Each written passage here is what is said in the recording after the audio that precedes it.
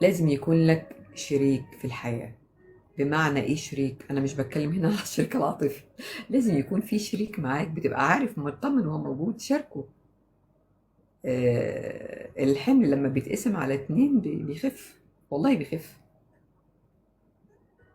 لان في اللحظات دي بتبقى هادي مطمئن مستمتع بالشخص اللي انت مرتاح في وجوده.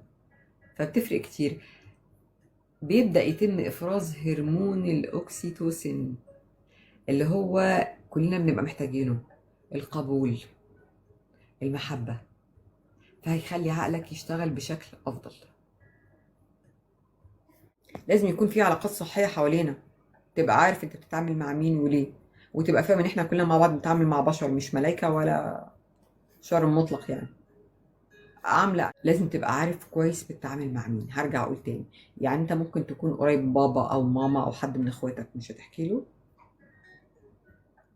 ومفيش حد بيحكي كل حاجة على فكرة. دايما هتلاقي جزء كده صندوق اسود على جنب. الا لما اكون متأكد انت بتعرف تتعامل مع مين. وبالتالي في حاجة اسمها كوتش واخصائي ليه. لو انت محتاج في حد انك تتكلم معاه وما يحكمش عليك، ما ياخدش عنك فكرة تانية. فخلينا نتفق ان في الوقت الحالي اللي احنا فيه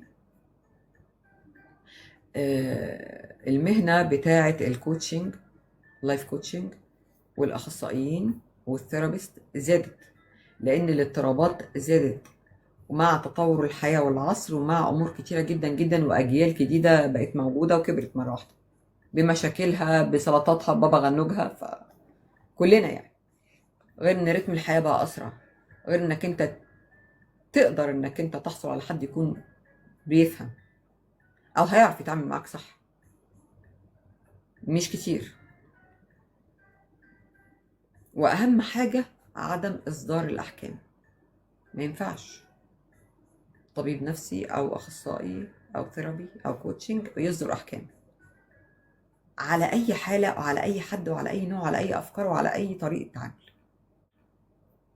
واللي بيتحلل وبيخرج نفسه بره اصدار الاحكام في حياته الشخصية عموما، يا بخته هو كسب. كسب راحة باله ونفسه. كسب عدم ان الدايرة تلف وترجع له تاني تقوم خبطاه. انا النهاردة لما هحكم على حد بشيء بدون معرفة كل اموره، او حتى لو عارفة يعني، فانا كمان هيتحكم عليا. انا دايما بقول جملة قد يتفق معي فيها البعض او يختلف منهم الدكتور. النفس البشرية ملهاش قواعد ثابتة.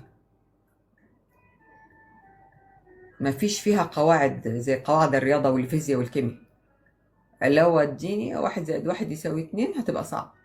لأن ردة الأفعال والمثير والاستجابات بتختلف من شخص لآخر. هي مش قوانين ثابتة على الأرض ما بتتحركش ما بتتغيرش، لا. ممكن يكونوا اتنين متشابهين وبيختلف ردة الفعل أو الاستقبال للموقف أو الحدث. بالظبط.